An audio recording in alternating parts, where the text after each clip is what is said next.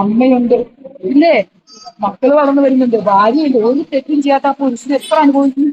ഈ ഇന്ത്യയുടെ നിയമം ഈ സ്ത്രീകൾക്ക് ഒപ്പാണെന്ന് അതെന്താണെന്നറിയോ? തോന്നുന്നുണ്ടോ? നമുക്കിപ്പോ നിയമം മാറ്റി എഴുതാനോ ഒന്നും കഴിയില്ല. നമ്മളെന്താ ഇപ്പൊ നമ്മൾ പറയുന്ന എന്തെങ്കിലും നിങ്ങളെ പോലുള്ള ആൾക്കാർ ജനങ്ങളിലേക്ക് എത്തിക്കുമ്പോ വേണമെങ്കിൽ നല്ല സ്വീകരിക്കാം. അല്ല, ഇതിന്റെ ഇടയിൽ 13 സെക്കൻഡ് ഒരു സ്ത്രീയെ നോക്കി കഴിഞ്ഞു കഴിഞ്ഞാൽ കേസെടുക്കാന്നുള്ളൊരു വകുപ്പുണ്ടായി. അതൊക്കെ പറയണതല്ലേ മോനെ? അല്ല ഈ ഒരു മണിക്കൂറൊന്നും അവിടെ നോക്കി വെക്കിയേ, അല്ല ഒരു കേസ് എന്തുകൊണ്ടൊരു പുരുഷന് അങ്ങനെ വരുന്നില്ല എന്നാണ് മോനെ. അതാ പറഞ്ഞത്, നിയമത്തിന്റെ വഴിക്ക് പോകും.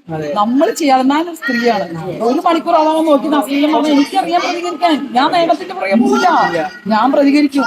പിന്നെ ഞാൻ എല്ലാവരോടും പറയുന്ന പോലെ തന്നെയാ, പുരുഷന്മാരായാലും ആരായാലും നമ്മൾ നിൽക്കേണ്ട രീതിയിൽ നിന്ന് കഴിഞ്ഞാൽ ഒട്ടും നിങ്ങളോട് ഞാൻ ഇത്രയും സംസാരിക്കുന്നു. എന്തുകൊണ്ടാ?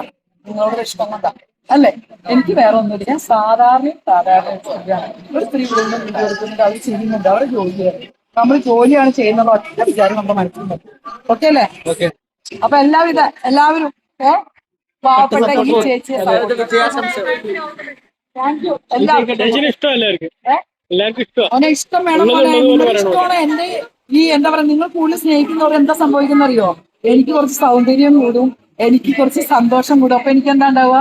എന്റെ കുടുംബം എനിക്ക് നന്നായി നോക്കാനും പറ്റും. അതല്ലേ നമുക്ക് വേണ്ടത്. നിങ്ങൾക്ക് ഞാൻ തരുമ്പോ എന്താ നിങ്ങൾക്ക് സന്തോഷമില്ല? നോക്ക്, നിങ്ങൾ എല്ലാവരും മൊത്തം എന്താ ചിരിയുള്ളത്? ആർക്കെങ്കിലും എന്നോട് ദേഷ്യം തോന്നാൻ പാടില്ല. അങ്ങനെയാവണം എപ്പോഴും എന്നാണ് ഞാൻ പഠിക്കുന്നത്. എന്റെ നിലപാട് ഞാൻ എപ്പോഴും അതുപോലെ തന്നെ. ഓക്കെ അല്ലേ? ശരി.